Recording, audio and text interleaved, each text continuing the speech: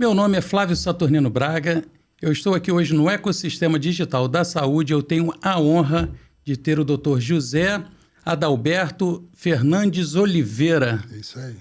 É uma pessoa que eu só encontrei 2 vezes na minha vida, hoje é a segunda vez, e já considero amigo de infância. A gente nasceu e fomos separados na maternidade. É isso aí. Doutor, em primeiro lugar, é uma honra recebê-lo aqui. Eu sei que o senhor se coloca como cirurgião oncológico, Sim. mas a sua história e estudo é muito grande para ser resumido só nisso, né? E até de religião. Sem dúvida. A formação básica é médica, né? E a parte oncológica, ela entra no susto. Uhum. Por quê? Porque a minha primeira formação foi no Hospital de Ipanema, quando o Hospital de Ipanema ainda era incluído no SUS. Ele ainda tinha os resquícios da antiguidade. Ele era o Hospital dos Marítimos. Então, era um hospital muito chique, né? Tão chique que eu, quando arranjava uma namoradinha, eu levava para jantar lá no hospital, porque eles serviam a francesa. E eu não tinha dinheiro para pagar nada. Então, eu levava para lá. Era muito chique, né? Muito chique. Então eu fiz essa primeira formação lá. E antigamente chamava-se INAMPS, que era um instituto próprio do governo. E então, eu fiz uma amizade, uma colocação com as pessoas lá, e terminou a minha formação e iria ter a prova subsequente para dar continuidade num novo nível em março. E aí terminou em dezembro, eu teria até março para fazer a prova e retornar para o hospital. Porém, neste intervalo, todos nós que estávamos no Hospital de Ipanema começávamos a procurar lugares para fazer provas de residência, de capacitação em residência. E eu acompanhei um colega meu até o Instituto Nacional do Câncer, de companhia, porque eu não passava nem na calçada. Quando falava câncer para mim, era igual falar fantasma, defunto, eu saía correndo. Então, eu fui com ele. E aí a história é comprida, mas acabei sendo cooptado para fazer a inscrição, fazer a prova que eu achei que era para fazer na área que me interessava, que era na área de feminina, né? A área de mastologia e ginecologia não era cirurgia oncológica geral. E eu levei um susto. Eram 11 vagas, eu fiquei em 11º lugar. Uau. Porque eu tinha estudado para ginecologia e mama. Fiquei em 11º lugar.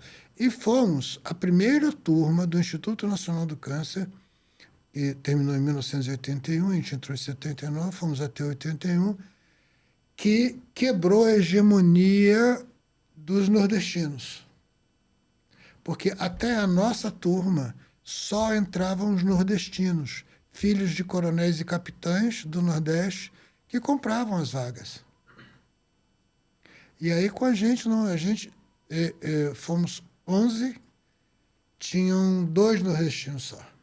O resto era tudo Rio de Janeiro. Caramba! E eu, Rio de Janeiro, Nova Iguaçu. E eles não me deram alojamento porque disseram que eu era do Rio de Janeiro. Nossa! Ainda teve isso, né? Ainda teve isso.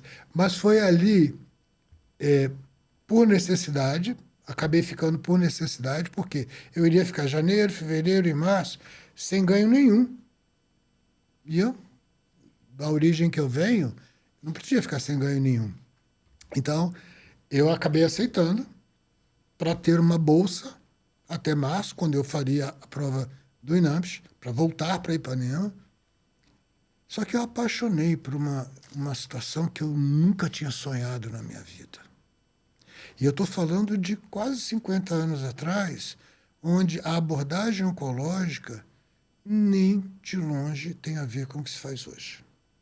Caramba. Então, assim, é absurdamente diferente. Para você ter uma ideia,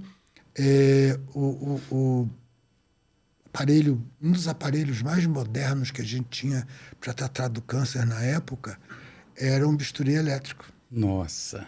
que era do tamanho de um frigobar. Nossa. Hoje ele é desse tamanhinho, assim, pequenininho. Hoje eu tenho um cautério que é uma caneta, Nossa. mas naquela época era um frigobar. Era grande. Então, quando eu vi isso, eu falei, eu nunca vi isso em lugar nenhum da minha vida. Aí quando chegou em março, eu fui ao Hospital de Ipanema, porque eu sou uma pessoa muito chata, eu devo ter um problema mental aí não resolvido. Eu tinha me comprometido com as pessoas que me assessoraram, me ensinaram no hospital que eu voltaria em março. Né? Eu saí muito bem quisto e querendo muito bem as pessoas. Então, quando chegou em março, eu fui ao Hospital de Ipanema dizer, olha, não vou voltar. Caramba. Eu vi um mundo que eu não sonhava que ficou existia. encantado. Fiquei encantado. Igual o dia que eu te conheci, foi igualzinho. Obrigado. A gente aqui no... Eu vi um mundo que eu não conhecia. Foi muito legal porque ele chegou através da internet, né? É. E a gente começou a bater papo e o papo foi ficando, foi continuando. E foi muito legal porque parecia assim que a gente já era amigo de longa data, né? Isso aí. Muita sintonia, muita amizade Muita começou coisa. nesse Exatamente. momento, com certeza. ali foi a mesma coisa. Quando eu vi essa realidade, eu falei, não, eu preciso aprender isso, eu preciso viver isso. E a minha experiência dentro da instituição, que foi de 38 anos, né, foi tão fascinante do ponto de vista de crescimento pessoal, porque, você vê, eu entro como residente R1 para fazer a formação, são 3 anos, depois você já ter uma formação anterior em cirurgia, e a minha trajetória dentro da instituição me levou para o atendimento clínico, o atendimento cirúrgico, a administração gestão hospitalar e a administração educação médica. Então, assim, eu aprendi muita coisa por conta. Então, eu sou muito grato àquela instituição. O senhor tem ideia de quantas pessoas o senhor já ajudou na vida? Oh, meu Deus, não. Não. Não por uma razão simples. Como eu venho de uma origem muito humilde, e eu tinha muita vontade, mas muita vontade. Assim, se eu sei que tem que fazer alguma coisa, eu tenho que aprender. E aprender direito. Então, eu comecei a fazer estágio em hospital já no final do 2º ano de medicina. E o lugar que me aceitaram para ser observador foi a maternidade de Nilópolis. Por isso eu conheci o doutor Jacó e a família. Enfim. E aí eu fiquei alguns anos lá. O chefe do plantão que eu frequentava, ele tinha, chamava-se Francisco Scaramboni. Eu tenho memória, rapaz. Francisco Scaramboni. E o Francisco Scaramboni, ele, ascendência italiana, obviamente, era já um senhorzinho, bem senhorzinho. E no dia que eu fui para o plantão dele, eu já tinha quase 1 ano de circular dentro da maternidade. E essa é uma história muito engraçada, porque quando eu fui para o plantão dele, ele olhou para a minha cara, eu olhei para a cara dele. Sou eu, doutor Scaramboni, estou vindo agora para o seu plantão. Na época, o hospital pagava uma bolsa de um dinheiro. Eu não sei qual era o dinheiro da época, mas era que seria R$1 hoje. Uhum. Era um dinheiro. E aí ele virou para mim e disse, vem cá, rapaz. Eu era bem rapazinho mesmo. Me botou sentado no quarto dos médicos, no beliche, fez a rubrica dele. Você só sai daí quando souber fazer a minha rubrica. Caramba! Beleza? Fiquei sentado 24 horas de plantão até ele achar que a rubrica dele estava parecida. Eu fazia uma rubrica parecida com a dele. Ele detestava a burocracia de preencher prontuários. E ele, como chefe de plantão, tinha que assinar tudo, preencher tudo. A burocracia para poder fazer as Muito coisas. grande. Muito grande. E ele jogou isso para mim. Então, no final do dia, eu fazia tudo da burocracia e assinava. E ele ia embora do plantão. Ficavam os colegas mais velhos, ele ia embora, ia namorar. Ele era bem velhinho, ia namorar. Eu fiquei com o carimbo dele e fazendo toda a burocracia dele. E aí, um dia, ele estava no plantão, né? No final, coisa rara, ele estava no plantão no final, e ele resolveu lá assinar os prontuários. Carimbou, assinou os prontuários, carimbou. Quando eu cheguei, não, já fiz. Sim, obrigado, senhor. Fui embora. Semana seguinte, os prontuários voltaram, porque a assinatura dele não conferia com a minha. Então, assim, são, cara, experiências, vivências, e onde você vai vendo, por exemplo, em cada lugar que você passa... É muita história. Você tem história, e você entra na história das pessoas. Você imagina isso. Eu estava ali no 2º ano de medicina. Eu completo esse ano 49 anos de formado. Então, você junta 49 com mais 5. Quantas pessoas passaram na minha mão? Muita gente, né? Não faço ideia. O senhor teve uma história muito bonita lá no INCA, né? Sim. Sim. É uma história de primeiro, entrar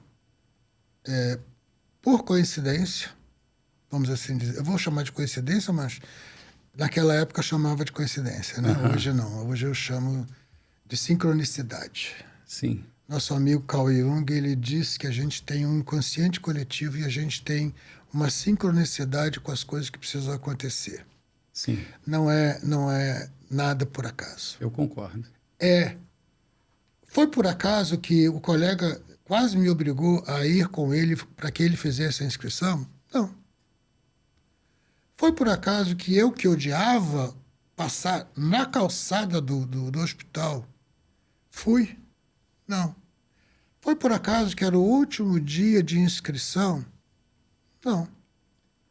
E a secretária do centro de estudos olhou para a minha cara e disse: você não vai fazer, não? Eu digo: não, eu vou voltar para Ipanema. Não, faça logo. Eu falei: mas não, hoje é o último dia. Quase te obrigou a fazer. Não, me obrigou. E a ponto de... Ela falou: mas seu documentos, traz amanhã. E a taxa, pode pagar amanhã. E eu tenho esse problema. Se eu disser para você, eu venho. Eu sei. Como aconteceu com a história de Ipanema. Quando eu me encontrei dentro do instituto, eu voltei para dizer para as pessoas que eu não ia voltar. Eu tinha um compromisso de voltar e eu voltei. No dia seguinte, eu estava lá com tudo. Ela fez a minha inscrição, né? Eu fiz a prova, também no susto. Por quê? Eu tinha dito para ela: eu quero fazer ginecologia e mastologia, a parte de ginecologia, porque era de onde eu vinha. Uhum. Não, só vai fazer ginecologia, sim. No dia eu cheguei no auditório, 250 lugares, onde estava sendo realizada a prova, e o monitor que estava na porta, qual é a sua área? Porque lá estava a área cirúrgica, de quimioterapia e de radioterapia, separadas, né? Eu falei: não, eu vou para ginecologia. Hein? É ginecologia. Parte oncológica feminina. Entendi. Não tem, não, é cirurgia mesmo. Eu falei: mas a dona... Não, é isso. Vai entrar? Eu entrei, fiz a prova, fiquei em último lugar. E ali eu comecei a fazer uma coisa... Dos últimos dos aprovados, né? Sim. Eram 11 vagas, eu fui o 11º. Pô, mas está muito bom, está na frente de muitos Não, milhares. muita gente saiu. E uma coisa que eu sempre batalhei ali dentro foi a ideia de que... Bom, eu entrei médico formado já para fazer residência, beleza, ok. Então a gente vê que formação, origem e caráter você não adquire no livro. você adquire em casa. Ou você tem pai e mãe e família que te deem um norte, ou você não vai aprender isso em livro. Não tem. Então, como a gente tinha... Eu vou abrir um parênteses, porque se você perguntar, por exemplo, assim, de onde você é? Eu tenho dificuldade de responder. Por quê? Eu não sei qual é o sentido da sua pergunta. Ou seja, eu nasci na Ilha Terceira, nos Açores, então eu sou português. Eu vim para o Brasil com 3 anos e meio e estou com 71, então eu fui criado na realidade brasileira. Sou naturalizado brasileiro. Vivo no Rio de Janeiro. Eu não sei de onde eu sou. Eu sou daqui, desses lugares aí por onde eu passei. Do mundo, né? Do mundo, exatamente do mundo. E na medida em que nós, quando viemos para cá, meus pais e eu viemos para cá, fugindo da realidade de Portugal na época de 58, que era muito, muito complicado, e nos Açores pior ainda. Para você ter uma ideia, minha mãe e meu pai viram pela primeira vez a luz elétrica em Realengo, quando nós chegamos no Rio de Janeiro e fomos para Realengo. Nossa. Eles nunca tinham visto um poste na vida. Né? Meu pai trabalhava cortando lenha na mata e vendia lenha para aquecer as casas e as pessoas cozinharem. Né? Então, foi uma realidade de sobrevivência, de crescimento e tudo mais. Superação. Quando eu entrei no INCA, eu fui fazer os rodízios que tinham que ser feitos. Eu poderia tranquilamente, como vários colegas, chegar e dizer, bom, você vai sentar ali e vai atender aquele paciente.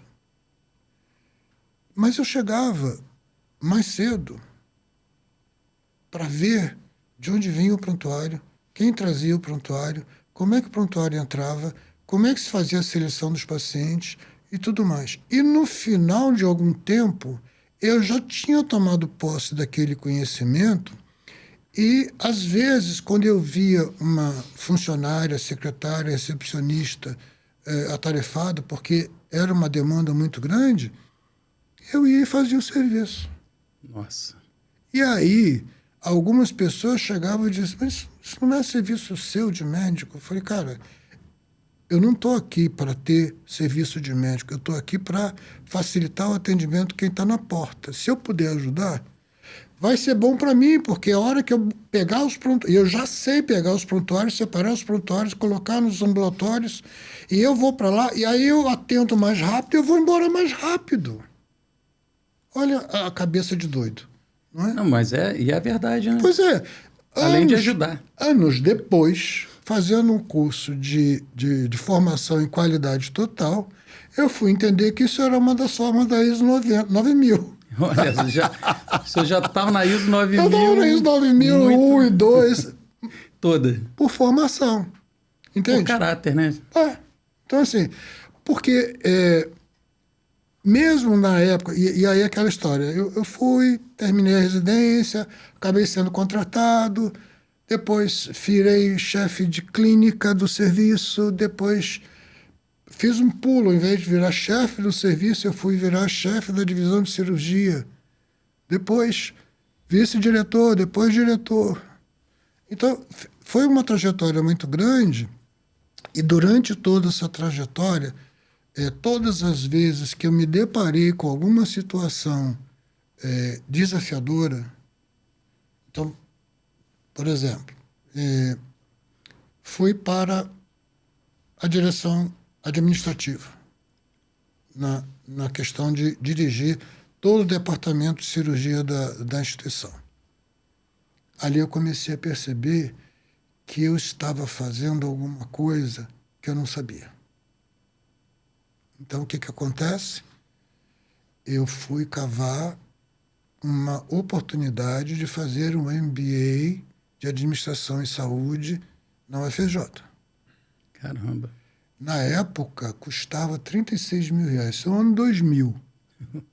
Em 26 anos. Hoje Na época, Mais de 200, não sei. na época custava 36 mil. 36 mil dinheiros da época já era reais, eu acho. Era muito dinheiro. Com certeza. Né? Mas eu fui tão chato, mas tão chato, que o Inca pagou. É mesmo. Mas a sua história foi dentro do... grande parte no Inca, né? Toda. Isso que é bacana. Você foi de estagiário até o diretor. E ainda tem uma coisa bem bonita que a gente conversou naquele dia, que depois, quando o senhor terminou o seu trabalho de diretor, perguntaram, e agora? Vai para... Não, eu quero voltar para a triagem, Sim. porque... Não, nesse intervalo... Para não esquecer de onde eu vim. Desse intervalo, a gente tem uma questão interessante, que quando eu fui para a administração do departamento e do hospital, eu fui aprender a fazer gestão. Dali, questões de movimentação política me transferiram para a coordenação do ensino médico. De novo, eu me deparei com uma situação, eu não sei fazer isso. Então, eu fui fazer um mestrado em educação, para aprender a fazer o que tinha que ser feito da maneira correta. Quando você está em situações de gestão ampla, na época nós tínhamos 1.560 funcionários e circulavam dentro do hospital em torno de 3.000 pessoas por dia. Então, você, quando está na gestão do hospital, você tem que ver esse macro. E é muita coisa. É muita coisa. Muita coisa. É você verificar, na época da gestão, que eu era vice-diretor, por exemplo, e chefe do departamento de cirurgia inteiro. Então, eu tinha que ver material, compra de material para o centro cirúrgico e tal. Por quê? Olha só como é interessante. Eu vim de uma época onde, quando eu entrei no Inca, o Inca era muito pobre. Muito pobre. E o nosso primo rico era o Iazerge, que ficava do lado. Eu lembro. Ficava do lado. Isso tem tempo. Muitas vezes, nós estávamos no meio de uma cirurgia. Eu até outro dia gravei um vídeo para a Sociedade Brasileira de Cirurgia Oncológica contando essa história, que nós suturávamos com tripa de carneiro, que era o fio que tinha na época. E às vezes nós estávamos no meio da cirurgia, acabava o fio, e aí a enfermeira ia para a janela e gritava para a enfermeira do Iazerge, nós tínhamos uma cordinha. Caramba. E elas mandavam uma sacolinha com os fios para a gente terminar a cirurgia. Caramba! Os anos se passaram. Nesta época, eu já estava na vice-direção da unidade da Cruz Vermelha. O Iazerge falindo. Aí nós invertemos a cordinha. Jogou para o outro lado. Eu comecei a mandar para lá. Eles gritavam de lá, falei, tá tranquilo, a gente está pagando a conta e leva. Enfim. Então, nesse intervalo, você olha esse macro, né? E aí, pegar a gestão do MBA, pegar a formação em gestão de qualidade total, pegar a formação em educação, através do mestrado em educação, sempre situações, porque eu entrei, por exemplo, no ensino médico com 12 cursos registrados no MEC, que eram 12 formações cirúrgicas. Não era, mentira, não eram 12 não, porque tinham 2 formações que não eram cirúrgicas. Era a radioterapia e a quimioterapia. Então, das 12, 10 eram cirúrgicas e 2 não cirúrgicas.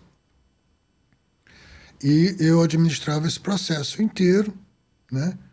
E eu tinha que aprender. Quando eu saí, já tinha terminado o mestrado, já tinha tudo. De 12 cursos, eu deixei o livro do ensino médico com 32 cursos. Nossa! Entre residência, especialização, aperfeiçoamento, atualização, visita de observação, porque eu tive uma época que eu fiquei 1 ano e meio fora, Inglaterra e Estados Unidos, e tinha lá essas modalidades. Eu vivenciei aquilo. Só que quando eu voltei, 90, 91, não tinha ainda a maturidade institucional para a gente negociar esse tipo de coisa. Os anos se passaram, mas a informação ficou comigo. Então, aí eu devolvi um volume de ensino médico bastante grande. Foi quando aconteceu essa história que você disse. Mudou outra vez a questão política, então alguém ia lá para o lugar e perguntava para onde que eu queria ir. Até por conta dessa trajetória de ter passado em lugares de gestão, eu acho que tem meio aquela coisa assim, já que você foi rei um dia, deixa você ficar num lugarzinho de duque ou de conde, alguma coisa dessa natureza. Vieram me perguntar, e eu pedi para ir para a triagem. O que era a triagem na época? Era um setor do hospital que começava o atendimento às 6 horas da manhã e recebia todas as pessoas que eram encaminhadas para o INCA de outros lugares ou que iam procurar o INCA espontaneamente, né? E nós tínhamos que fazer, no atendimento, a separação entre aquilo que era tratável, não tratável, enfim, urgente, não urgente. E por que eu pedi? Por que eu pedi? Porque como eu vi que eu tinha ficado anos e anos e anos vendo o macro, os números, as tabelas, eu tinha perdido o cheiro do paciente. Eu tinha perdido o olho do paciente. Eu tinha perdido a dor do paciente. Então, eu tinha me tornado burocrata. E a minha formação não é burocrata. Aí, as pessoas ficaram assustadas, mas você quer ir para o pior lugar do INCA? Quero. E aí a gente chegava às 6 horas, cumpria às 20 horas, chegando às 6 horas da manhã, saindo 1 hora da tarde, né, quando fechava a triagem.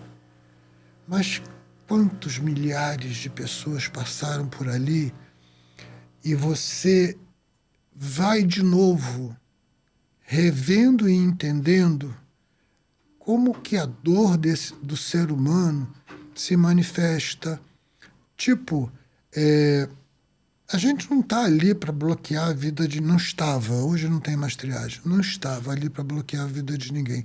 Mas a gente tem cobertor curto. Sim. Ou seja, se alguém vem de um hospital com uma doença terminal intratável, eu não posso botar essa pessoa para dentro porque eu tenho pessoas tratáveis, curáveis, na fila também para entrar. Então a gente fazia aquela seleção ali. E um dos momentos que eram difíceis, mas me ensinaram muita coisa, era como dizer para a pessoa, olha, infelizmente o seu caso já está avançado demais, eu vou mandar uma cartinha recomendando o hospital que mandou o senhor ou a senhora com essas e essas recomendações e pronto. E isso eu volto. E doer, né? Lógico. Mas, e muitas vezes tinha a ideia do acompanhante, do familiar, com toda a razão do mundo. E eu levei algum tempo para entender isso. De início eu me assustei. Da pessoa receber esse tipo de informação e virar para você e dizer, você está fazendo isso com a minha mãe? Você está dizendo que a minha mãe tem que ir para casa morrer? Eu poderia responder, é mesmo, porque é mesmo. Uhum. Né? Eu tinha que responder de alguma maneira, porque continuava esse tipo de conversa propositiva da seguinte maneira, e se fosse a sua mãe? Então, essa passagem de volta pela triagem me trouxe o reconhecimento de dores que a gestão tira de você. O olhar humano, né? O olhar humano. O olhar humano. Não só de você ter que fazer isso de uma maneira humanizada, se é possível ser humano numa situação como essa, porque a dor que o outro sente você imagina, mas não sabe a intensidade. Ah, eu sei, eu imagino que você está sentindo. Bullshit. Você não sabe. Você pode dizer, olha, eu estou ao seu lado aqui. Mas dizer que, eu sei que você está sentindo, presunção. Então a gente via essas reações e tudo mais, e a gente formou um grupo, éramos 3 colegas, formamos um grupo muito, muito, muito unido, no sentido de que coisas que eventualmente eu não soubesse, eu batia na porta do colega ao lado, porque às vezes eram coisas fora da área de cirurgia, o colega do lado me socorria na clínica, e assim a gente foi levando. Até que quando eu saí do hospital aposentado, eu saí pela triagem, né? E isso me trouxe a oportunidade de, num determinado momento em que eu estava na direção, eu falei para você lá atrás que quando eu entrei pela primeira vez e eu vi as funcionárias pegando os prontuários, eu fui aprender como é que buscava no arquivo, como é que fazia o prontuário, fui aprender isso. Quando eu estava na direção e, eventualmente, um colega qualquer adoecia, faltava e tudo mais, eu ia para a triagem. E as pessoas arregalavam os olhos. Diretor na triagem, todo mundo se mexia. Calma, gente, eu vim trabalhar. Eu vim trabalhar. As pessoas não entendem, né? Não entendem. Eu trabalhei a minha vida inteira no INCA e o meu consultório fica no Rio Branco. Tá? Eu fui causa de escândalo para muita gente. Funcionários do hospital e até às vezes pacientes que eram pacientes mais antigos. Por quê? Eu morava em Botafogo na época, então o carro estava na garagem que o INCA oferecia para gente. Eu pegava o ônibus.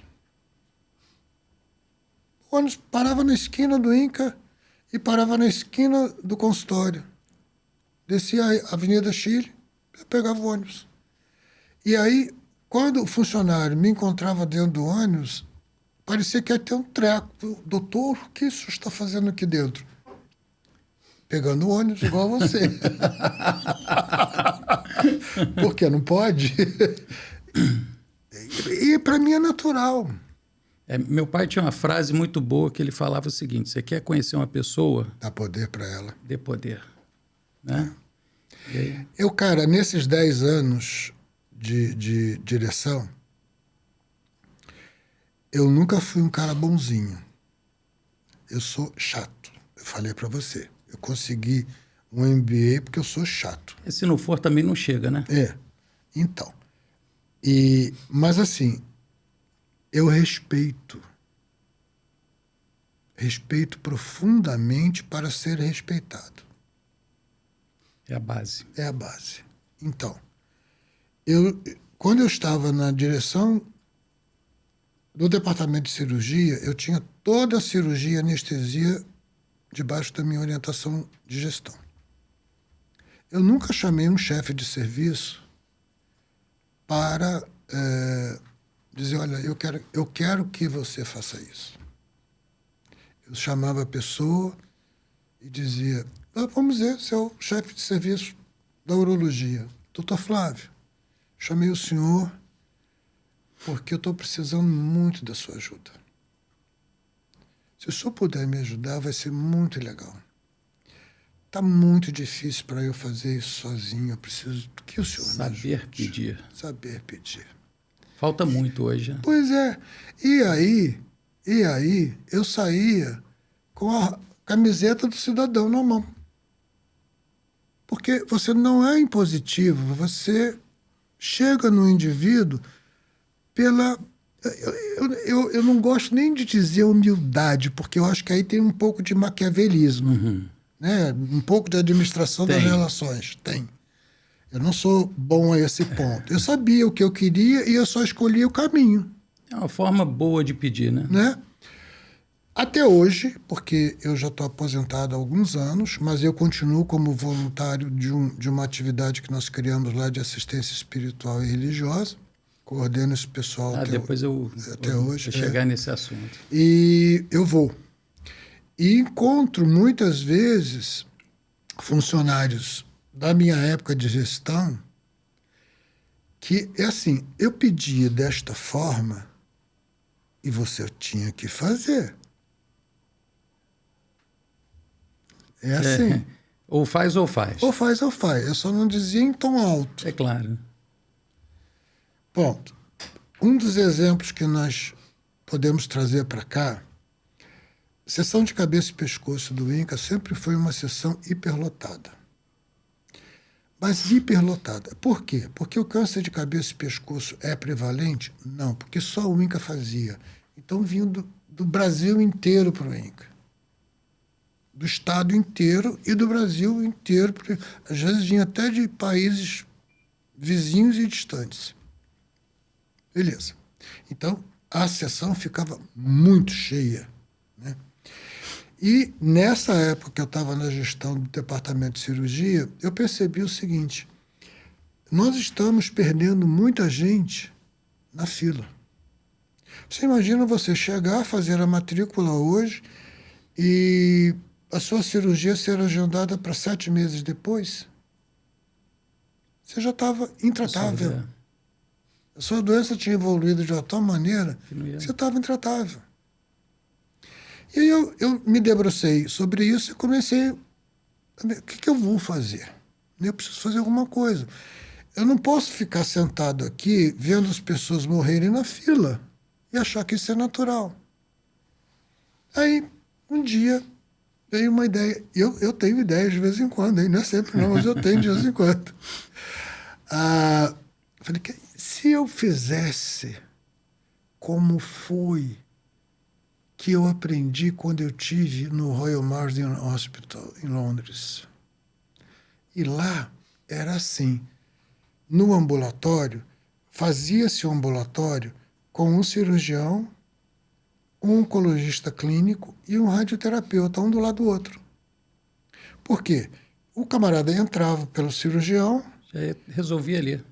Precisa de opinião do oncologista clínico? Está do lado. Precisa de opinião do radiologista, do radioterapeuta? Está do lado. Encurtava tudo, né? E aí eu chamei os 3 chefes de serviço da radioterapia, da oncologia clínica e da cirurgia de cabeça e pescoço. Meninos, eu tive uma ideia que vocês não fazem. Olha, eu estou entusiasmado com essa ideia. É um negócio sensacional. Mas não dá para fazer sozinho. Aí eu vou precisar que vocês me ajudem. Olha de novo a brincadeira, né? Vou precisar que vocês me ajudem e tudo mais. Como? É o seguinte. Eu vou pedir à minha secretária para pegar e listar a fila da cabeça e pescoço inteira. Tinham 400 e poucas pessoas na fila. Eu vou listar essa fila inteira. E eu vou pedir para vocês fazerem uma escala diária durante um período onde um cirurgião, um oncologista clínico e um radioterapeuta vão para a triagem e vão atender de 50 em 50. Resolver a questão. Porque vocês, se encontrarem um paciente que esteja em condicionamento cirúrgico, vocês separam para a cirurgia. Se já tiver passado o momento da cirurgia, você vai para a oncologia. Se precisar de radioterapia, já tira ele da fila e vai para a radioterapia. E assim funciona. Isso vai dar muito trabalho. Vai, mas a gente vai resolver e tal. Fizemos. Levou uns 3 meses, zeramos a fila. Que isso. E o paciente que ficava 7 meses na fila para a cirurgia de cabeça e pescoço, passou a ficar 30 dias. Caramba. E acabou que depois diminuiu o trabalho, né? Porque estava a equipe junta. Pois é. E de uma certa maneira, fazia aquilo que na minha cabeça nunca foi de outra forma. Focar no protagonista. O protagonista não sou eu, Flávio.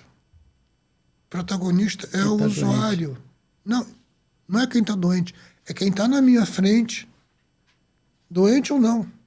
Hoje eu expandi a minha cabeça de maneira que, eu uso a frase da Madre Teresa, né? Se você está diante de alguém, você tem a obrigação de, quando sair, deixá-la melhor do que quando você entrou. Sim. Então Então, eu acho que isso daí é a minha obrigação hoje. Com um doente ou sem doente. Mas entendendo que eu só existo para servir alguém que está numa necessidade de atendimento. Senão, eu não existo. É verdade. Não é nem só o atendimento, né? É até de trocas, né? Flávio, quando eu falo atendimento, eu falo atendimento. Eu não falo ler exames, porque sabe o que aconteceu nos últimos anos? Eu falei para você ainda há pouco. Eu comecei suturando intestino com tripa de carneiro, enfiada, que ela não vinha já montada na agulha. Eu tinha que enfiar na agulha. Nossa. Depois fazer o procedimento. Hoje isso vem tudo prontinho, esterilizado, tudo prontinho. E era um rolinho, parecia rolo de linha de Carretel de linha. de linha. A gente desenrolava o rolinho, cortava. Eu vim dessa época. E tive que transitar por todas as modificações dos últimos 40 anos, que ficou absurda. Ou seja, eu não tinha ultrassonografia, eu não tinha tomografia, eu não tinha ressonância, eu não tinha nada. Eu tinha um raio-x simples para fazer diagnóstico. Mas eu tinha uma outra coisa, que era ter que prestar atenção no paciente, no que ele me dizia e no que ele não me dizia.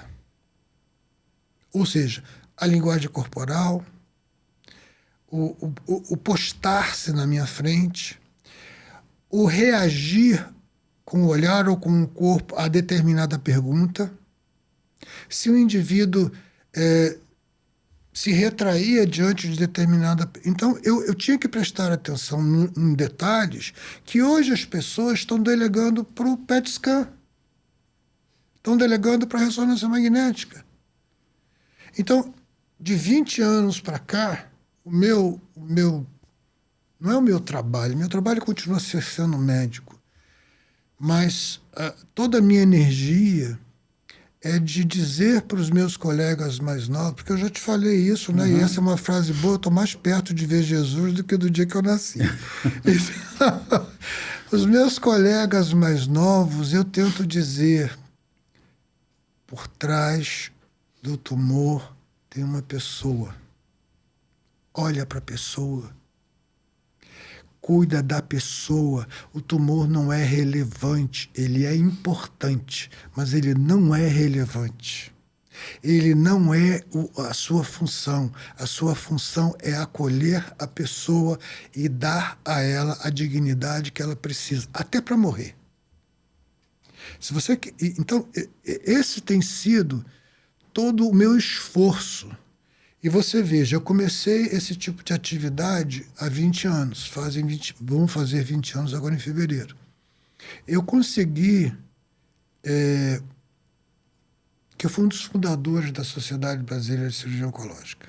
Eu já estava lá quando foi, né? Nossa. Então, eu consegui, o ano passado, 2 grandes feitos, que para mim são feitos. Se você gosta de ganhar, eu quero ganhar milhões. Eu olho para a Mega Sena e falo, um dia eu vou pegar essa coisa sozinho. Eu adoro. Mas isso não me dá o mesmo prazer, a mesma felicidade, porque eu olho para o dinheiro como objeto de uso. Mas o que me... Realiza? Não, realiza não, porque quem realiza termina. Desafia, porque eu olho sempre como desafio. É fazer alguma coisa que vá tocar em algum lugar lá dentro de mim, que eu nem sei direito onde é, que explode como se fosse fogos de artifício na virada do ano. Fica aquele negócio bonito, né? Então, ano passado, depois de muita conversa, porque a grande maioria dos colegas que hoje estão na direção da sociedade foram meus alunos em cirurgia. E alguns deles estão bem mais acabadinhos que eu. Ah, boa. Que eles não me ouçam. Adoro todo mundo. Eu tenho um termo para isso. Estão rodando sem óleo. É, por aí, por aí. Enfim. E aí eu tentando. Ano passado, eu estava no meu cantinho fazendo meu trabalho digital, enfim. E ano passado, o coordenador científico da sociedade, que foi meu aluno, e eu acho muito engraçado porque ele conta: oi, professor, tudo bem? Como é que você está, o senhor e tudo mais? E eu olho para ele e parece que está meu irmão ou meu pai. Mas tudo bem. Aí, você ainda topa fazer aquele negócio de espírito que você trata? Mas é hoje. Então, 2025, finalzinho de 24, mas foi 25 efetivamente, ano passado, que nós instituímos a Comissão de Espiritualidade na Sociedade Brasileira de Cirurgia Oncológica, incutindo em toda a sociedade o conceito de que o acolhimento espiritual e de crenças, e aí eu uso o termo crença para não falar religião, as pessoas fazem muito confusão de espiritualidade com religião. E eu uso a espiritualidade ou crenças, elas são tão importantes quanto você fazer o diagnóstico correto. Por quê? Você ganha a confiança do indivíduo, você respeita os valores e crenças daquela pessoa, ela adere mais ao tratamento e aí agora a gente vai fazer um outro salto, que é o salto de perceber que, na medida em que a pessoa se sente acolhida, se sente amada, se sente respeitada, você desenvolve nessa pessoa a produção de substâncias, endorfinas, hormônios, que geram mais energia positiva, mais pensamento E positivo. até defesa, né? E defesa. E recuperação. Ou seja, depois que eu comecei a trabalhar com a espiritualidade, a gente faz algumas observações. Por exemplo, existem muitos trabalhos hoje, muitos, que o indivíduo que tem algum nível de espiritualidade ou crença, ele recupera-se mais rápido, ele tem menor problemas cardiovasculares, hipertensão, infarto e AVCs.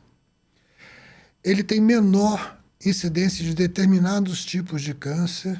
Por quê? Quando você tem o conceito da espiritualidade, você entende que você é uma casca preenchida por um valor intenso e um valor bastante diferenciado. Então você tem que cuidar dessa casca. Bem, quando você não tem esse conceito, você acha que você é alguma coisa, transitando por aqui. Não, realmente você está transitando por aqui. O que é eterno é seu espírito. É isso aí. Ponto. Você, para entender isso, e aí a gente levar isso para um ambiente de cirurgião que tem uma cabeça pragmática. Antigamente, quando me ensinaram cirurgia, diziam assim: o que é cirurgia para você, doutor? E me chamavam de doutor com esse R bem final para me colocar no meu lugar, porque eu estava lá começando a minha vida. E eu dizia assim: é uma capacidade de fazer cirurgia. Eu tentava fazer algum tipo de informação adequada. E aí, os meus professores diziam: menino, é assim, você afina o que é grosso e corta o que é fino. Simples assim. E isso era a realidade Naquele momento. de muitos e muitos anos da minha vida. Eu tinha que afinar o que era grosso e cortar o que era fino e estaria resolvendo o problema do paciente. Mas depois, com o tempo, a gente foi vivenciando histórias, enfim. Evoluindo, né? Acompanhando, conhecendo. E histórias assim. Por exemplo, eu ainda estava na fase do Todo-Poderoso, porque eu dizia assim: olha, a diferença entre eu e Deus é que eu sei operar. E Deus não sabe. Olha onde eu me colocava, né? Nada. Bom, humilde. Bem Muito, muito humilde. Então eu me colocava nesta posição. Um dia, nós temos e tínhamos e temos ainda, porque ainda acontece, mas tínhamos um hábito de, uma vez por semana, reunia-se a clínica inteira, discutiam-se todos os casos da semana e se tomavam as decisões terapêuticas relacionadas aos casos que foram escolhidos. Isso aqui vai para a cirurgia, para essa cirurgia, isso aqui vai fazer quimioterapia primeiro. Se fazia essa discussão. E a essa altura do campeonato eu já era staff do hospital, já estava como profissional na área de ginecologia oncológica e nós estávamos discutindo uma senhora, uma certa idade, de 60 e poucos anos, por aí. Essa é uma imagem muito viva da minha cabeça, porque ela tinha um câncer de vulva e naquela época nós encontrávamos doenças muito avançadas. Uma das coisas que eu fico feliz é quando eu comecei a aprender cancerologia, nós tínhamos uma média de 40% de tratabilidade. Não era de cura, não. Era de tratabilidade. Hoje nós temos 85% de cura. Mudou muito. Mudou muito. E aí, essa senhora chega com uma doença vulvar imensa, uma couve-flor, o câncer dela estava o tamanho de uma couve-flor. Então ela tinha que tirar a vulva e já pegava o intestino, já pegava o ânus, já pegava o reto. Nós tínhamos que tirar todo a área genital dela e fazer uma colostomia, que é uma derivação do intestino para ela passar a evacuar pela barriga, definitivamente. Pronto. A gente olhou o tumor, a gente olhou a situação, a gente conhecia a técnica e a gente decidiu o tratamento. Aí, nesse dia, foi muito marcante. Uma assistente social levantou-se e disse: os senhores são doidos? Eu quase matei ela. Como é que a senhora se atreve a falar comigo porque eu sei operar e Deus não sabe? E ela disse: os senhores são doidos?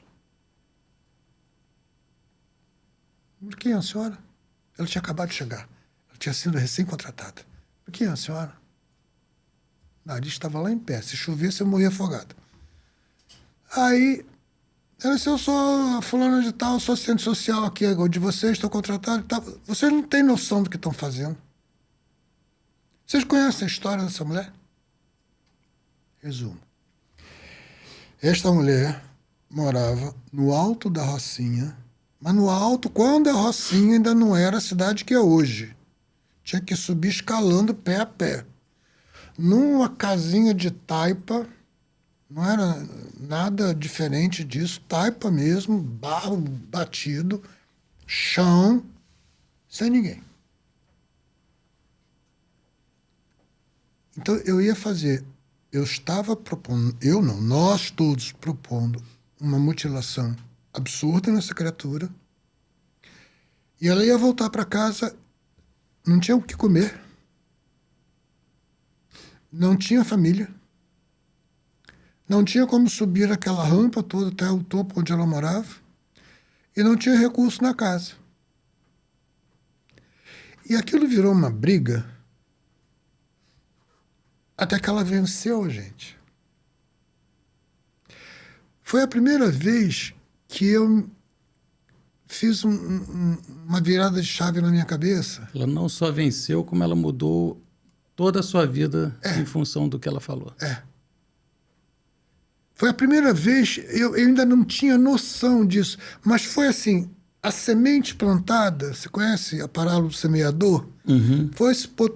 Foi a semente plantada, eu parei, eu não tinha argumento humano, eu tinha técnico, mas eu não tinha argumento humano para dizer que ela estava errada. E aí, O que a gente tinha que fazer? Obviamente, eu perco o amigo, mas não perco a postura, né? Então, e o que a senhora sugere? Não é? Pomba, toma um problema para você. Jogou a bola. Joguei a bola de volta. Ela só me dá uma semana. Sim, senhora. Essa mulher rodou. Até que achou uma casa de repouso para a mulher. Que iria acolhê-la, cuidar dela, até ela morrer. Agora só pode operar. Boa. E o negócio era tão sério, porque ela era tão pobrezinha.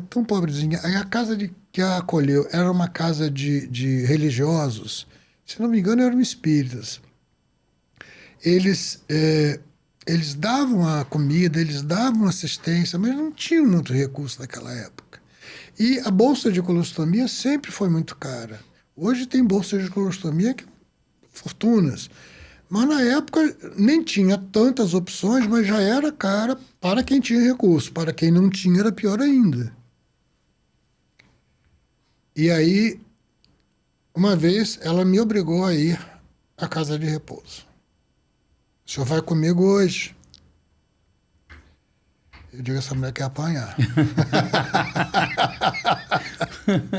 Aí eu fui. E aí eu comecei... Rapaz, a gente chega num determinado lugar da vida, não é por acaso, e são tijolinhos que vão sendo pavimentados. Quando eu entrei na casa, que eu vi a realidade da casa, e olhei para a mulher, e a bolsa de colostomia dela era um saquinho de leite. Você lembra que antigamente o leite vinha em saquinho, né? Uhum.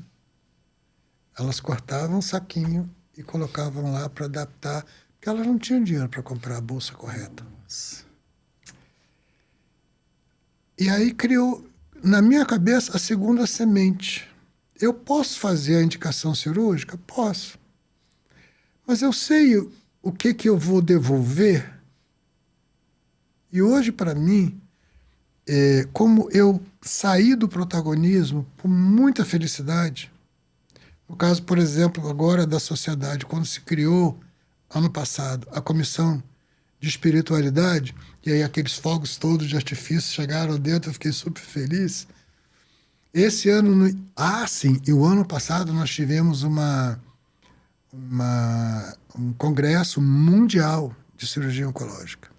E pela primeira vez nós conseguimos ter uma sala no Congresso Mundial sobre espiritualidade em cirurgia oncológica.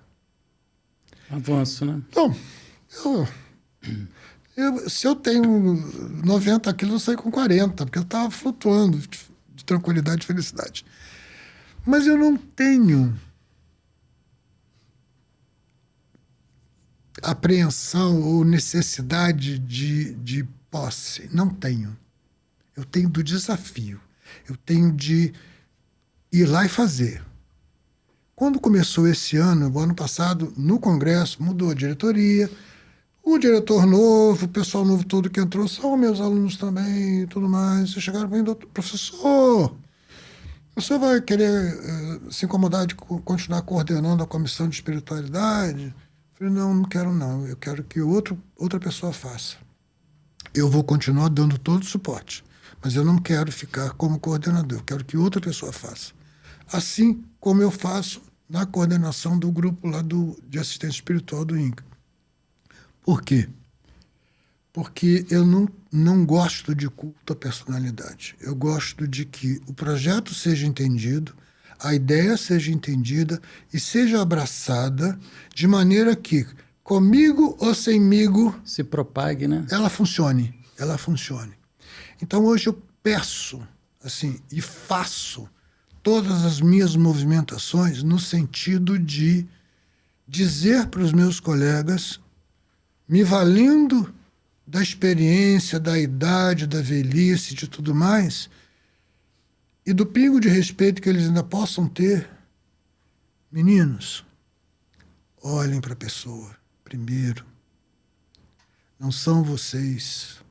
Vocês eu tenho hoje ex-alunos meus que são experts. Sabe aquela felicidade de você ver o seu aluno te ultrapassar em muito? E dá orgulho, né? Dá, não. É só felicidade. A menina, eu chamo de menina, né, que hoje assumiu a coordenação da Comissão de Espiritualidade, foi, na época também, minha aluna de cirurgia. Ela hoje é uma especialista em cirurgia robótica. Nossa. Tá? O que aconteceu? Olha só como as coisas funcionam. Quando eu estava na direção da unidade, lá pelo... acho que mais ou menos o segundo parto da Princesa Isabel, por ali.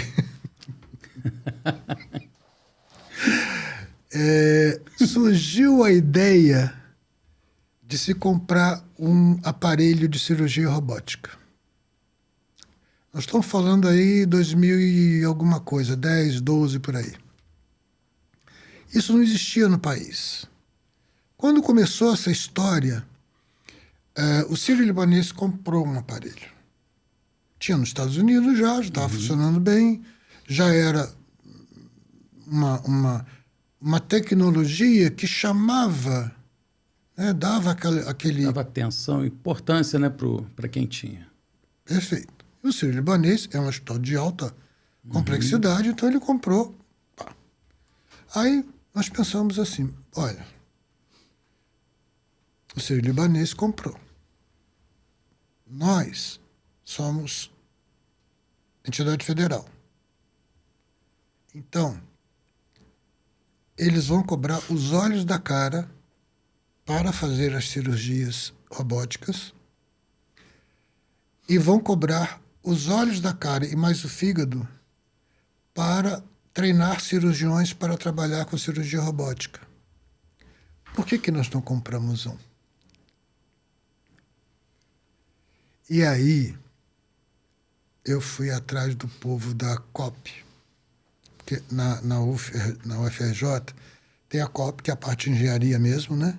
E a COPEAD, que é a parte administrativa. Como eu tinha feito a parte administrativa, eu tinha alguns contatos com os professores de lá, e eu falei, eu quero falar com o pessoal da COP. Beleza. E aí a gente começou a conversar e fizemos um convite para eles fazerem um estudo da possibilidade e tudo mais. Ele era inviável financeiramente. Para você ter uma ideia, na época, 2017, por aí, 15, por aí, sei lá, nessa faixa da década de 2010 e alguma coisa, a manutenção do robô que veio, que era um Da Vinci, custava $2.000 por mês. E para nós era muito caro. O aparelho em si era muito caro, mas a manutenção mensal era muito cara. E a gente passou a trabalhar com o seguinte conceito. Se nós conseguirmos comprar o aparelho, fazer a manutenção do aparelho... E treinamento? Nós vamos ter duas coisas. Nós vamos ser a única instituição pública que pode oferecer ao público esse tipo de acesso. E nós vamos ser a única instituição pública que pode treinar de graça quem quiser fazer o treinamento. Lembra que eu falei que eu deixei um monte de curso de aperfeiçoamento para Arapondouro? Um desses era de robótica. Um desses não era. Passou a ser porque a robótica não existia. Mas existia a estrutura do aperfeiçoamento, né, na robótica, na especialização da robótica. Hoje, acho que eu diria que 1/4 das cirurgias do INCA são feitas por robô. Nossa! Até esse legado você deixou. Não, eu não. Não, o mas, povo. Né, porque a equipe, né? Mas a tipo equipe. assim, mas a iniciativa naquele momento... E assim, essa menina que hoje é a nossa coordenadora do grupo de espiritualidade é uma das referências em cirurgia robótica em câncer. Nossa. Aí eu olho para ela, assim, eu olho com felicidade, cara. Com certeza. Eu olho com respeito, Orgulho, com alegria, né? Com orgulho mesmo, orgulho mesmo. E assim, começando a ter, e aí eu não sei se chamaria de vaidade, porque uma das coisas que mais atormentam a vida das pessoas é a busca de sentido, né? Desde que o mundo é mundo, o homem vive em busca dos sentidos. Justamente. O que ele está fazendo aqui, né? E eu já passei por muitas etapas onde eu encontrava sentidos. O sentido de me aperfeiçoar na área de administração, que eu precisava fazer gestão. Então, era um sentido de vida. O sentido de me aperfeiçoar na área de educação, porque eu estava gerindo uma área que eu precisava, era um sentido. Então, isso é uma coisa que sempre me alimenta mesmo. E o tempo todo, em determinadas horas, quando eu estou sozinho olhando para as estrelas, eu faço essas viagens. Terminando, eu tenho hoje uns 3 anos que eu comecei a fazer um trabalho na área digital. Por quê? Porque eu quero ser um influencer? Não. Porque, como eu imaginei, eu tenho que deixar esta fala... Legado. De transferência do protagonismo em algum lugar. Para que eu não vá para o outro lado, a outra dimensão. Levando tudo. Não é levando, sem deixar o meu alerta. Eu não quero obrigar ninguém a achar que eu estou certo ou que estou errado. Eu só estou dizendo assim, a minha opinião é essa. Dá uma olhadinha nisso. Dá uma olhadinha nisso. Se sintonizar com você, com a sua maneira de ser, que tal pensarmos juntos? Boa. Né? Então, assim, aí eu comecei a fazer esse movimento de começar a gravar experiências, gravar vídeos, fazer... mas não no tom professoral, no tom coloquial, conversando com a pessoa, falando da pessoa, da importância do respeito... Da vivência, Da né? vivência. Dizer, uma das coisas que mais repercutiu, por exemplo, foi quando eu provoquei as pessoas no vídeo. Quando você vai ao médico, o médico olha para a tua cara. Quando você vai ao médico, ele pergunta como a senhora está passando. Ele levanta, vai lhe pegar na porta.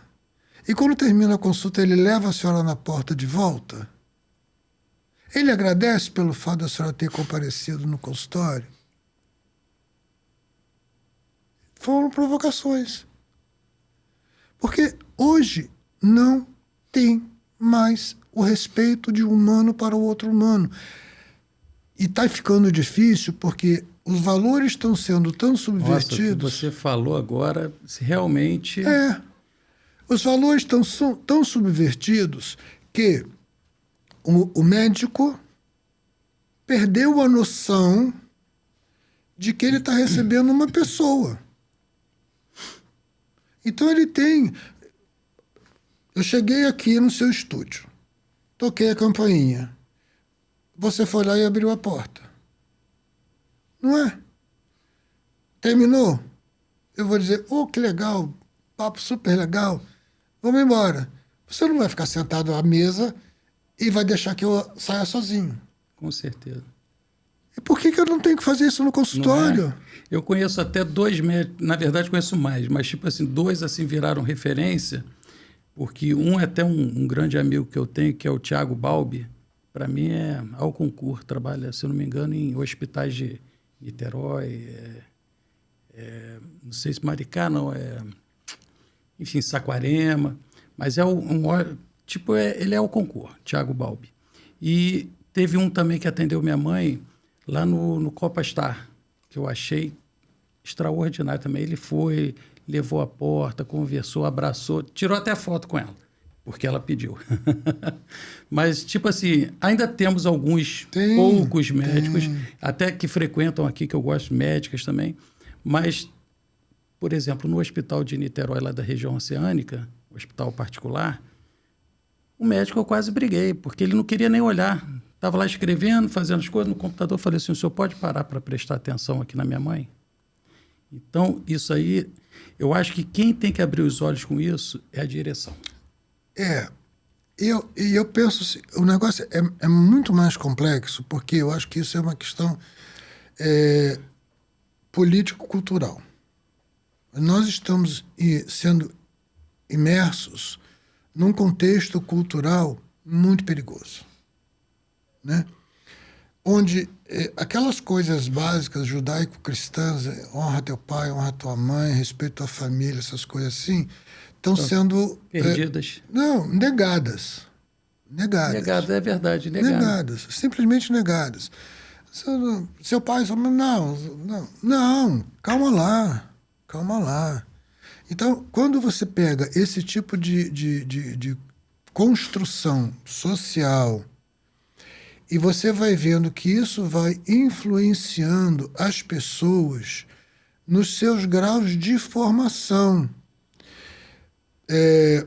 Eu hoje, por exemplo, eu tenho hoje 3 netas, uma com 13, outra com 4 e outra vai fazer 1 aninho. Eu fico muito apreensivo com o que elas vão encontrar na escola. Por quê? Porque hoje, eu me lembro que quando eu entrava na sala de aula, eu entrava, sentava, o professor chegava, eu levantava, e todos nós, bom dia, professor, boa tarde, professor. E ele olhava para todo mundo assim e dizia, pode sentar. E a gente sentava. Aí. Alguém morreu por causa disso? Não. Alguém ficou pior por causa disso? Não. De jeito algum. Hoje, o indivíduo, se entra o professor ou a professora, ele joga carteira na cabeça do professor. É isso aí, agressão e tudo. Eu não sei se você tomou ciência disso, só para a gente dar noção do nonsense de onde nós estamos vivendo, que é um evento que saiu aí na internet, eu não sei exatamente de onde, porque eu fiquei tão impactado com aquilo. Como é que eu vou chamar, meu Deus? Tem risco de bloquearem o teu podcast ou não?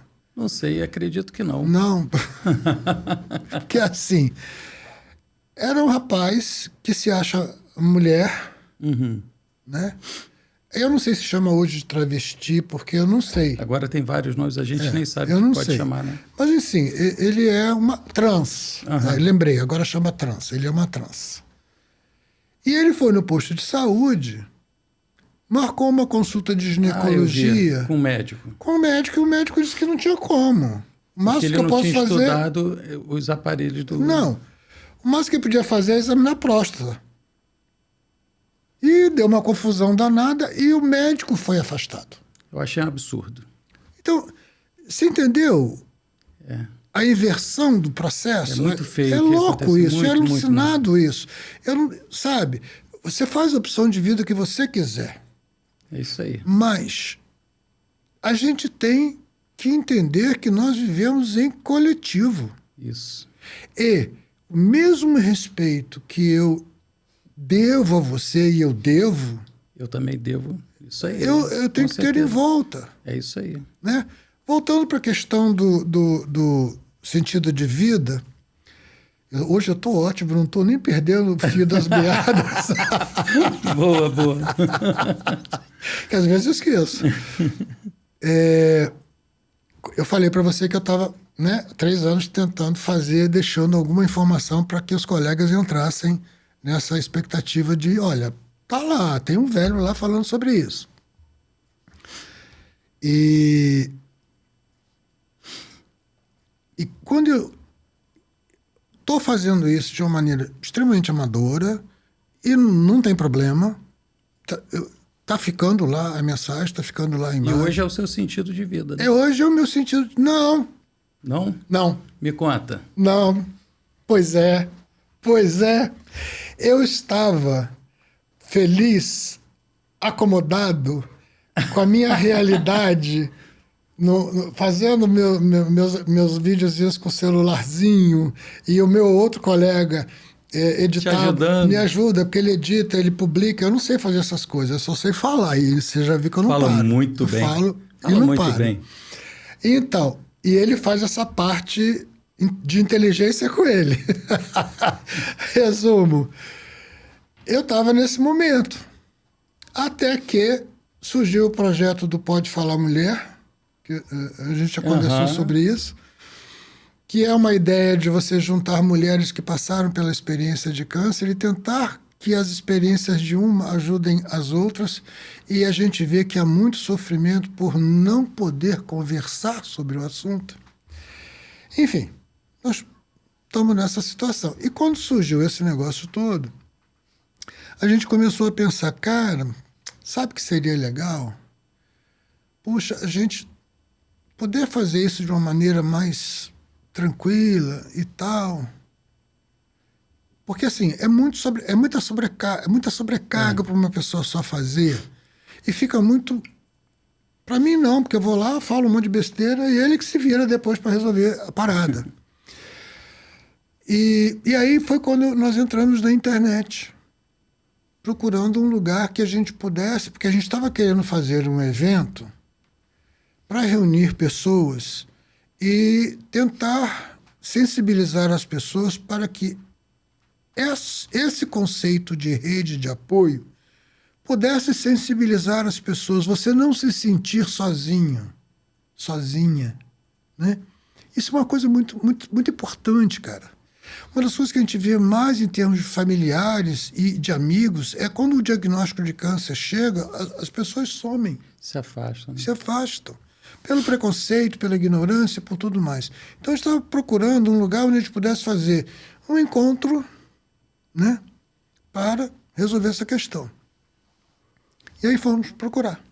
Achamos 3 endereços e eu mandei uma mensagem para os 3 endereços. Um único incauto que respondeu: oi, Vossa Senhoria. Eu falei, esse cara, ele não deve ter o que fazer na vida, porque uma mensagem de internet, ele me responde e diz, vamos conversar, ele não tem o que fazer na vida. Olha, eu quase não trabalho. Pois é. De 6, 7 horas da manhã até meia-noite, 2 da manhã. Pois então, eu fazia isso, mas, bom, ele falou para eu ir lá, eu vou. E aí, quando eu conheci você, seu ambiente de trabalho, eu voltei para casa assim, é isso que eu quero. Pô, que honra para mim. Cara, sabe, não é inveja, não é... Não, é assim, olha, é uma estrada, eu estava sentado num canto, aí eu vi uma estrada onde eu posso me desafiar de novo. Tem o gostinho da vida, né? É isso. Então, toda vez que você tem um sentido, toda vez que você cria um sentido, aí você fica 10 anos mais novo. Então, eu vou ampliar o seu sentido. Agora eu vou fazer o seguinte, eu vou criar um programa que vai estar dentro do nosso ecossistema da saúde, certo, que vai ser seu, a gente vai conversar, você vai chamar seus convidados e você vai escolher sua agenda, o que você vai fazer, e você vai participar conosco do... Eu só vou ver se os convidados aceitarão o convite. Se não aceitarem, a gente conversa nós dois, não tem problema, a gente tem papo aqui. Mas uma pessoa que eu quero, inclusive, trazer para estar nessa mesa aqui com a gente é a Patrícia Reis, que é uma nutricionista oncológica, amiga nossa, que ela é sensacional. Deixa eu ver. Não foi a moça que vinha no podcast com a Simone? Eu acho que ela... isso aí, ela vem também. Então, inclusive, semana que vem, se eu não me engano, vão ter vários nutricionistas aqui. Eu vou te chamar para estar presente aqui. Mas o convite está dado. Perfeito. Olha, a gente extrapolou muito o nosso tempo, mas não tem problema. Eu quero pedir só... fazer uma última pergunta. Tá bom. Tá? Na verdade, são 2. Tá. A primeira foi, o que te levou para a medicina? Não sei. Você foi jogado ali, né? Por quê? Como eu te falei, nós viemos de uma família muito humilde. Então, nossa origem é de lavradores. Meu pai era analfabeto, cortador de lenha. Minha mãe, ela tinha o que era o antigo primário incompleto, trabalhava na lavoura do meu avô, porque é aquele pobre que Se ajuda na faz a família. subsistência. Tem a comidinha, tem o seu bodezinho, tem a sua vaquinha, enfim. Então, era essa a nossa realidade. E ninguém, até então, da família, tinha saído do primário. Quando nós viemos para o Brasil, nós viemos porque os parentes primos dos meus pais, que já estavam aqui, mandavam aqui implantando tudo dá. Então, encheu os olhos e era uma expectativa. E aí viemos, e aí foi toda uma trajetória de vida que um dia a gente vai contar, se tivermos tempo. Boa. Mas é uma trajetória porque ela é muito interessante, no sentido de dizer para as pessoas, olha aqui, obstáculos não devem paralisar, obstáculos devem te dizer que você deve ser como a água. Não para nele, contorna e vai em frente. Ponto. Então, não sei. Não sei. Eu vou te dizer, eu tive alguns anjos na minha vida. Um dos anjos da minha vida, anjo mesmo, chamava-se Vera Bebiano. Ela era herdeira da White Martins. Meu pai era faxineiro da casa dela. Meu pai era um homem de 1,85 m de altura, 110 quilos, forte pra caramba. Sem instrução, mas com uma inteligência ímpar. Se ele visse você consertar aquilo, ele fazia depois. Então ele arranjou esse emprego de faxina, mas ele era muito porco. Muito porquinho. Mas por que as pessoas, as mulheres, né, contratavam ele, chamavam ele? Porque era o seu Zé, fazia tudo. Ele fazia o grosso da faxina, quando ele ia embora, as empregadas da casa faziam fino. Mas ele consertava a lâmpada, ele trocava a porta, ele consertava a geladeira, enfim, era o seu Zé, faz tudo. E meu pai tinha uma característica que para mim sempre foi muito dolorosa. Porque ele não tinha nada, ele pedia tudo. Né? Então ele começou a pedir para a dona Vera, você podia ajudar meu filho, ele é tão pobrezinho, tão assim, você podia ajudar meu filho. Nessa época eu tinha uns 7 anos e ele conheceu a dona Vera porque ele foi fazer faxina no prédio da White Martins, lá na Marinque Veiga, um prédio antigo da White Martins. E eu fazia parte do grupo, porque a minha obrigação era recolher os cestos de lixo. E os 3 homens que faziam as limpezas. Eu recolhia os cestos de lixo. E com esses cestos de lixo eu tive algumas vantagens, porque as pessoas jogavam blocos inteiros no lixo. E canetas ainda quase pela biques, porque bique é um troço que existe desde sempre, né? Acho que já no Gênesis tinha bique. Então, eles jogavam fora. E aquilo dali, eu fui um dos primeiros a ter caneta esferográfica na minha escola sem ter como comprar. Nossa. Beleza. Um dia, Dona Vera disse para ele, seu José, seu Zeca, manda seu filho vir aqui. Eu tinha uns 8, 9 anos, morando em Nova Iguaçu. E sair de Nova Iguaçu para Vieira Solto, eu não sabia ir. E eu fui pelas indicações do meu pai, que não sabia ler. Tipo, você chega na rodoviária, pega o ônibus amarelo assim, assim. Quando você passar 3 túneis, você vai encontrar 5 prédios que tem escadaria preta. No 5º você sai. E foi assim que eu fui. Caramba!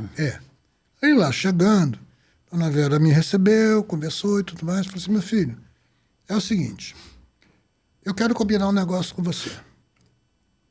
O que é? Olha, seu pai, eu gosto muito dele e tudo mais, tal coisa, enfim, mas eu vou combinar um negócio com você, se você concordar. Eu tinha 8 anos. Toma esse livro aqui. Ela me deu um livro. Meu pai ia uma vez por semana lá. Você vai ler esse livro durante essa semana E quando seu pai vier na semana que vem, você vai escrever um bilhetinho do que você entendeu do livro. E na outra semana ela mandava outro, e na outra semana ela mandava outro, e na outra semana ela mandava outro. Isso expandiu a minha cabeça. E aí, na época, nós tínhamos um negócio que chamava científico. Quando terminava o ginásio, você ia para o científico. E lá em Nova Iguaçu você tinha 2 científicos. O científico de engenharia e o científico de medicina. O de engenharia, porque era muito bom em matemática. Eu era péssimo. Mas sempre tirava 10, porque eu tinha tanto ódio que eu estudava para não ficar de recuperação. E eu fui para o científico de medicina, porque a biologia, essas coisas eu gostava. Eram matérias que eu gostava. E ali eu comecei a descobrir, fui fazer o vestibular para a medicina. Nossa, que bacana. E aí... Caminhou. Chegou? Eu acho que, assim, tinha um dedo assim, que falou, vai lá, Vem cara. cá, é você. É você, vai lá. Agora... Porque eu não tinha exemplo de lugar nenhum. Entendi. Hoje graças a Deus, todo mundo é formado. Mas muito, muito legal, muito bom. E eu só fiz medicina porque a irmã da dona Vera, dona Carmen, num determinado momento, que é uma outra história maravilhosa, conseguiu uma bolsa para mim. Oh, que bacana. Porque eu fiquei de entrar na UERJ por 20 pontos e fui o primeiro aluno de Valença. Só que eu não tinha dinheiro para Valença. Então, foi um Deus nos acuda, até que ela conseguiu engendrar um mecanismo de conseguir uma bolsa de estudos. E eu só tinha uma obrigação, não podia tirar menos que 7, senão eu perdia a bolsa. Nossa, responsabilidade. E aí foi. Bacana. Foi. Parabéns. Então, assim, por quê? Não sei. Eu sei que foi chegando. Da mesma maneira que o INCA. Por que eu entrei no INCA? Não sei. Eu fui acompanhar aleatoriamente. Apaixonei. E a segunda pergunta? E a segunda pergunta é... Não, na verdade, não é uma pergunta. Eu quero que você faça o seguinte, que você deixe uma fala para as pessoas... uma fala sua para os estudantes de medicina. Olha, quem tá saindo, entrando e saindo dos cursos de medicina hoje, eles estão sendo abalroados pela tecnologia e perdendo a sensibilidade e a humanidade no tratamento. Então, o que eu posso dizer, foi a mesma coisa que eu disse lá atrás em relação ao dinheiro. Eu quero muito dinheiro da minha vida. Não tenho, mas eu quero. Para usar. Então, eu quero dizer para esses colegas novos, pelo amor de Deus, coloque a tecnologia no mesmo lugar do dinheiro. Use.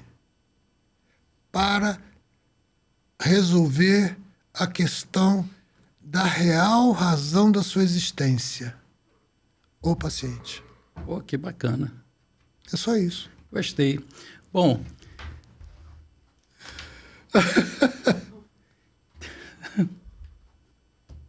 É isso aí. A gente tem que terminar, né? Tem. Porque a gente vai ter que gravar um outro programa, eu vou gravar um outro programa aqui com ele, porque a gente vai ficar aqui uns 5, 6 programas falando sobre um monte de coisa. E se você conhece alguém que vai gostar de escutar esse episódio, manda, compartilha, avisa e de repente manda até pra gente aqui alguma pergunta para fazer pro doutor. Pode. Tá bom? Vai ser uma honra passar para ele e de repente estar junto aqui na mesa quando ele estiver respondendo. A gente pode pegar essa interação, né? Porque, por exemplo, você quer ver um desafio que eu vou fazer?